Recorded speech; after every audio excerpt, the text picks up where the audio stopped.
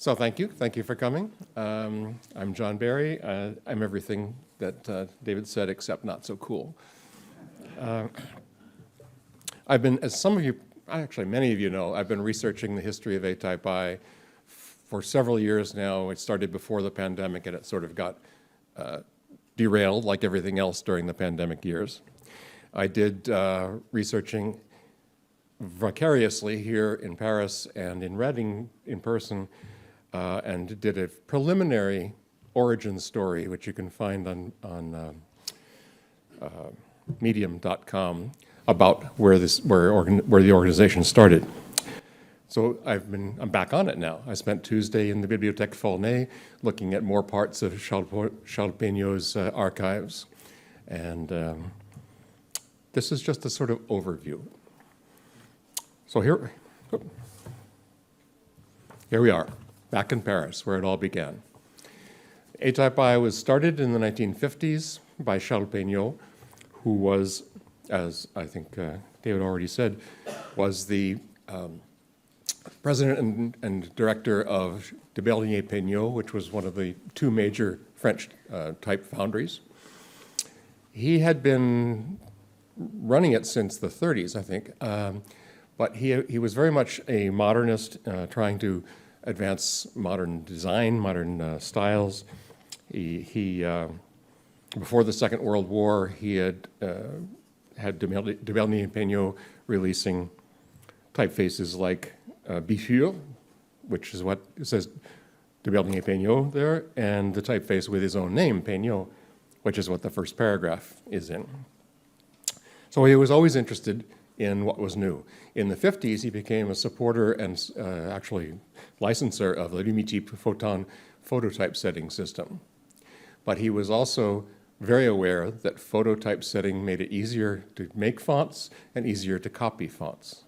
So that was the impetus for creating an association. It was to protect the rights of type designers and foundries and to protect the designs. At first, it was going to be called the Union Typographique Européenne, European Typographic Union, and it was very Europe-based.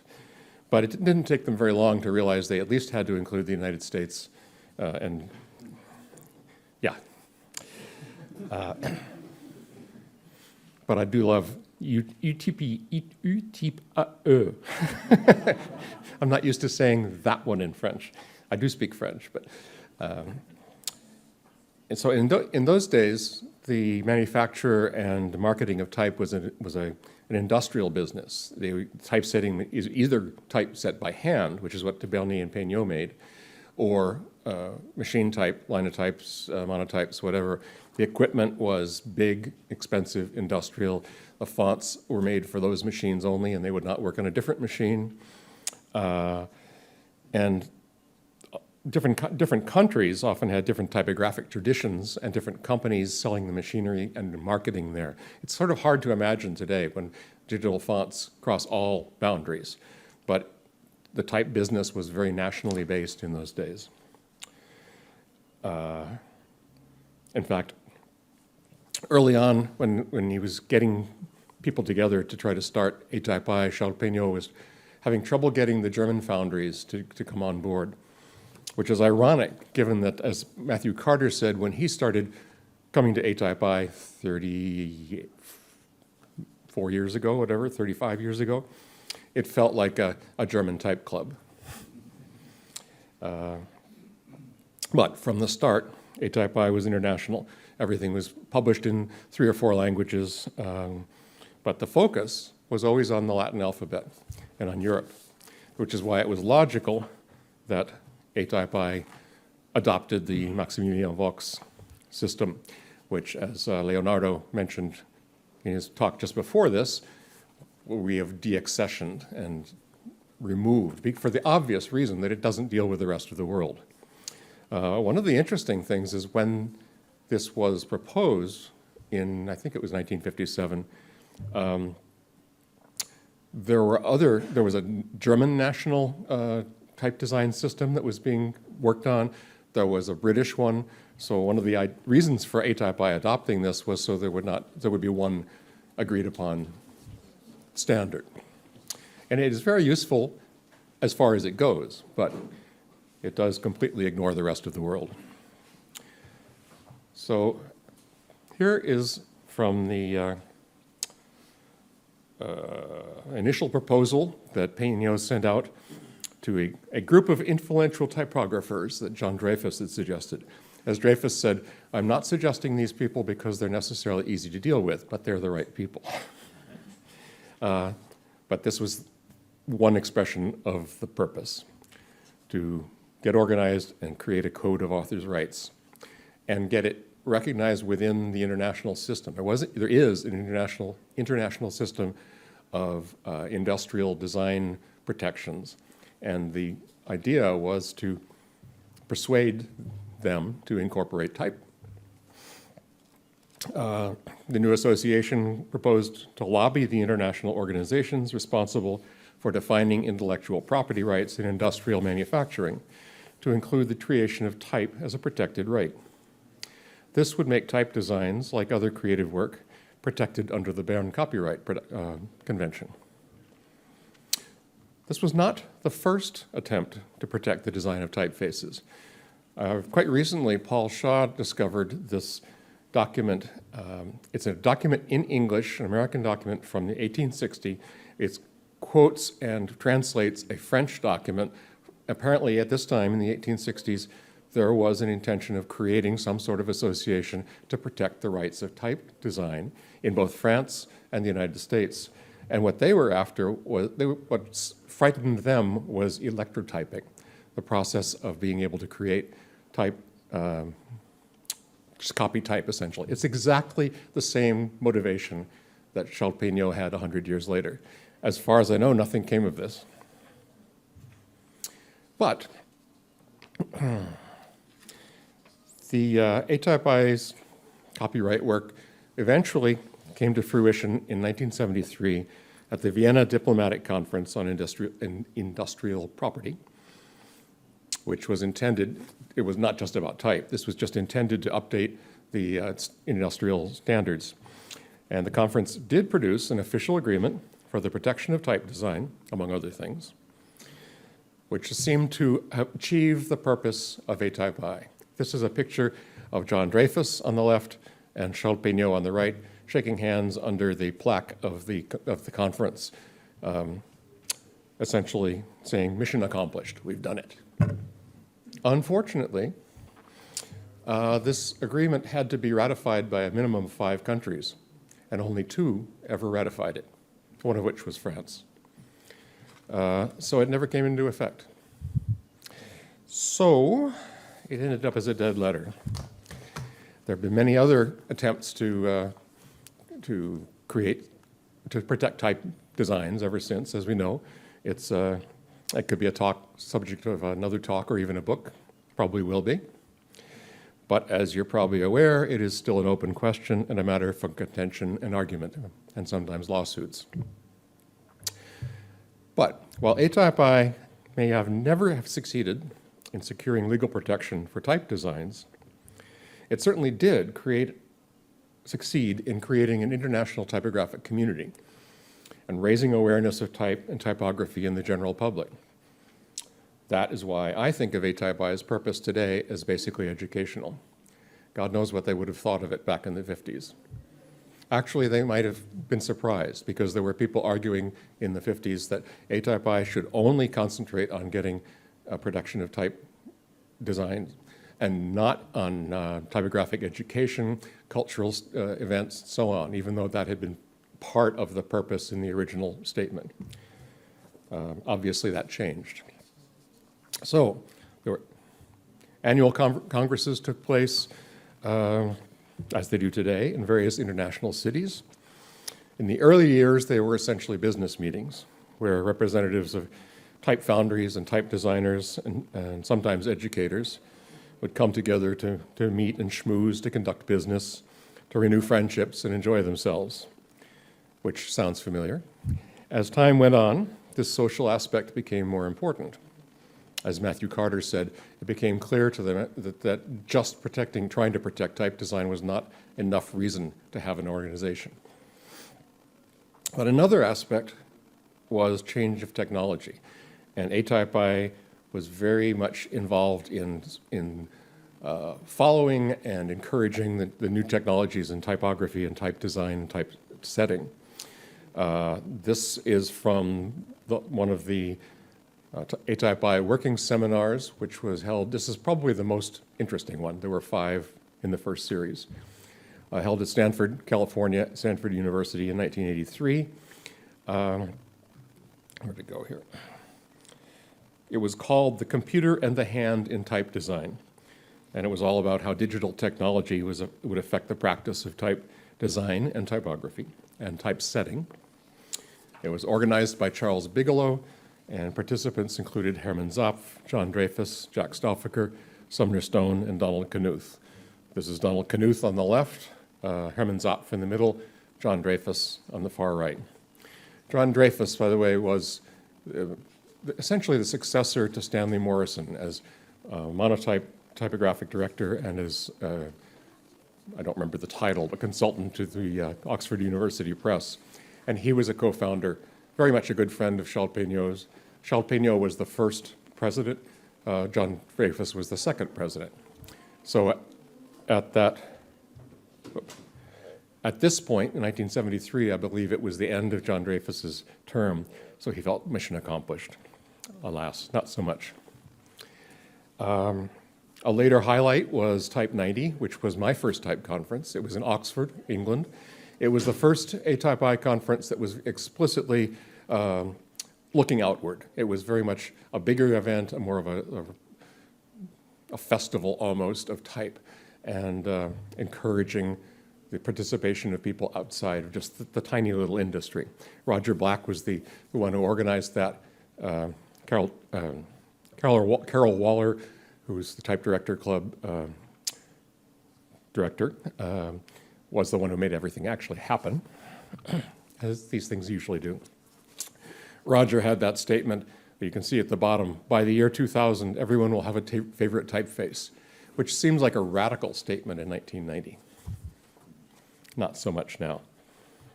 And at Type 90, it was mostly the kind of talks we're used to, typographic history, cultural stuff. And then there was the talk that Zuzanna Lichko gave. Zuzanna was the co-founder with Rudy Vanderlans of Emigre Type, which had revolutionized type in the 1980s. And she gave a talk, which she prepared in HyperCard and included rock music over the loudspeakers in the giant church-like halls of Oxford about digital type, pixel-based type. It shocked the bourgeoisie. Where am I? Yes. And then there were also begun in, when was it? 1993.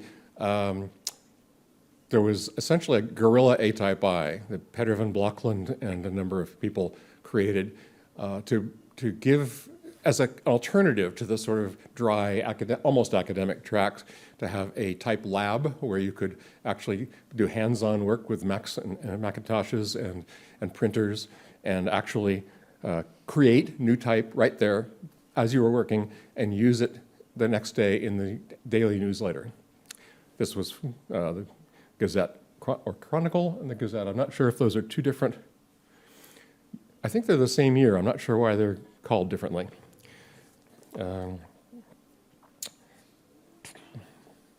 Eventually, that became not so radical and was incorporated into the nature of every conference. So that's why it doesn't seem, it seems odd today to say that that was unusual, but it was. So in later years, it was at ATypI conferences that major innovations in type technology would be announced, dealt with, and so on. Web fonts at Type 09 in Mexico City in 2009 was introduced there, really. And particularly in 2016 in Warsaw, it was the introduction and adoption, essentially, of variable fonts. That was where all the major companies got together and announced in one place, yes, we're going to support variable fonts. A big difference from some of the lack of support in earlier technical advances. In 2001, ATypI launched its first international type design competition called Bukvaraz. It was founded by Maxim Zhukov and Vladimir Yefimov, and the judging took place in Moscow in December 2001. It was explicitly for all languages, all writing systems, all around the world. And the judges came together in Moscow. This is a page of snapshots of the judging. Let's see, can I zoom in here? No, never mind. That is Matthew Carter strangling Maxim Zhukov. Well, he noticed that, Matthew noticed that I was taking pictures and posed there. So the judges chose 100 typefaces, winning typefaces, and we did an exhibit that was traveling. It was put up at the United Nations headquarters in New York, among other places.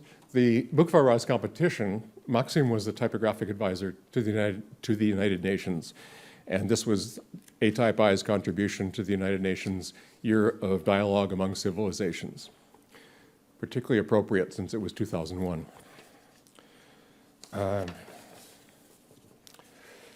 And out of that competition came the book, Language, Culture, Type, which Maxim designed, I edited, John Hudson did the production on, and it is a two-part book. One half of it, the first half, was essays that we commissioned about designing for different typefaces, different languages, different writing systems, different scripts, with a couple of introductory essays, one by John Hudson about Unicode, one by Robert Bringhurst, who created a sort of what he called a taxonomy of language, just for that book. The other half was showing the 100 winning typefaces. Each one had a double-page spread. So it was I still think it's the most worthwhile book I've worked on. Unfortunately, it's out of print, but it can be found. And 10 years later, we did another one, Letter 2, in Buenos Aires. Somehow the pandemic got in the way and we haven't done one on the 20th anniversary. But we were just talking at breakfast about maybe doing one on the 25th anniversary. So in the 21st century, ATypI has expanded far beyond its Western European and occasionally American roots, far beyond its European and Latin type design, Latin script roots. We've held conferences in Mexico City, in Hong Kong, in Sao Paulo, and of course our most recent in-person was in Tokyo in 2019. Also in 2019, Jerry Leonidas helped create a new series of working seminars, and those first two were in Colombo, Sri Lanka, and Puebla, Mexico, again, reaching far beyond the European heartland. I remember the Reykjavik conference in 2011, which seemed like a landmark to me because it was the first ATypI conference where non-Latin type was treated as part of the general program. There was an entire day that was non-Latin. And these days we don't even do that. We mix everything in together. But it was a radical change at the time. Before that, anything but the Latin alphabet and Cyrillic and Greek maybe tended to get treated as a sideshow or an afterthought. Absolutely not the case today, as we can see. And as you know, in response to the pandemic, ATypI created ATypI All Over in the Tech Talks, a form of virtual digital conference that made it possible for people to participate from all around the world, even if they couldn't afford or be able to get here. And this year's conference is hybrid deliberately. I heard that the connections are not working quite the way they should. I hope that changes because a hybrid conference, I think, is the world of the future. We don't want to lose what we have developed during the pandemic of being able to communicate on Zoom or whatever, but we also don't want to lose being in person. Last night, I was just struck by how many delighted smiles were on everybody's face just to see each other again in person. So let's see how well that works. Now it's time for, oh good, I left plenty of time. Time for questions, queries, and impassioned corrections. Whoop. I have more pictures. Now it's your turn, but I'll leave that up. So, questions? Impassioned corrections? Oh, that's a good picture. Yeah. When you were talking about typeface protection, Mm-hmm. and I remember somebody explained to me about. Oh, wait. Yes, we should get, for the sake of the recording and the, yeah. Nope, it's not on.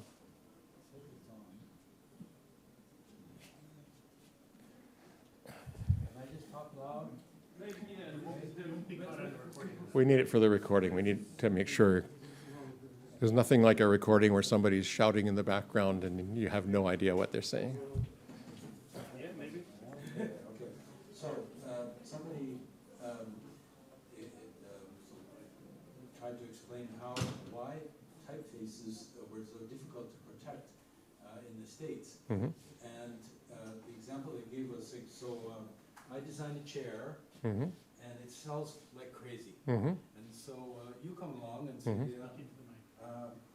I'm going to make a new chair, and it's exactly the same as mine, except it's got your name, Sooks Canada.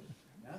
Mhm. And so mine has been protected Mhm. by law, Mm-hmm. and you try to protect yours, Mhm. and the judge looks at it and says, the only difference to the one I designed was decoration. Mm-hmm. And so when the judge looks at all the different typefaces, Mhm. he says, well, the only difference between them is decoration. You can't protect a design when the only difference is decoration. And so that was like the death of trying to protect type design in the States, Mhm. because some judge was dumb. Yeah? Oh, we get the sound of the aliens again. Yeah, that. If I may, Mm. I beg to differ about what happened in terms of type protection in the States. And I'll just point out that in the 1977 Copyright Act in the U.S. Congress specifically decided not to protect typefaces. This was not a judge's decision. Mm. U.S. Congress decided that copyright would not cover typefaces. Now, it is true that design patent does, but that's a very limited time period. You have to specifically apply for it. It's not automatic like copyright, et cetera. So that's the short version. Thomas, This 1976 U.S. Copyright Act. Thomas, do you know what happened with that 19th century attempt? Because it was an attempt to get Congress in the United States to protect type. Yeah, there's a long story here that you probably don't have time for me to expound on. And some details of what's going on have been kind of backroom. The Copyright Office seems to have flip-flopped a bit on what they're actually doing in terms of whether they accept digital fonts as software or not. And that's just one country. Other questions? Can I add one little thing? No rebuttals. Really short. There was just one thing, that digital type was protectable because the data was protected as literary work. And that was what Congress said, yeah, okay, so if I have Helvetica and somebody copies the font, they're stealing my literary work. But if I print out Helvetica and scan it in and redigitize it, that's a new font, according to the Senate. You'll note that these are two Canadians arguing about United States copyright law. I should point out, what's probably obvious, that copying type has been going on for 500 years. Aldus Manutius was complaining that the punch cutters of Lyon in France were copying his types, and they were. That was the beginning of the 16th century. So although it is a major, serious question, and there is no easy answer, it's not a new one. Anything else? Yes.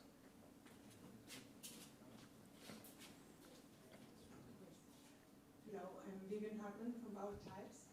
I want also to take a point about licensing and how it is right now, and how customers really have a real cause about how to license the fonts. I think it would be a really good topic also to have an alignment between the different foundries and people who offer licensing to be coherent so that the customers have really clear how they can license the fonts. Right now, I mean, all is mostly online based. There's no real clear information. They buy fonts, then they get patched by companies saying they are not using legally the fonts, and they find lots of surprises. And the other thing is also that licensing is very different from one foundry to the other. So some foundries, for example, have a license for broadcasting, others don't. So it would be really nice to find the same way and a price also alignment and license alignment. That would be great, and that is obviously a question that comes up again and again, and people in ATypI and outside have made efforts to try to do that. The interesting thing to me, having just delved into all this history from the 1950s, is apart from the technology, the licensing of digital fonts, what you're saying is the same thing that people were saying in the 1950s, but for a different technology, of trying to figure out how to rationalize this, how to make it consistent from country to country. It's the same problem. It's a little bit frustrating that we're stuck with the same problem 70 years later, but it doesn't mean it's not new. It's not current. It's absolutely important, and I think ATypI has no ability to enforce anything. That was made clear many years ago.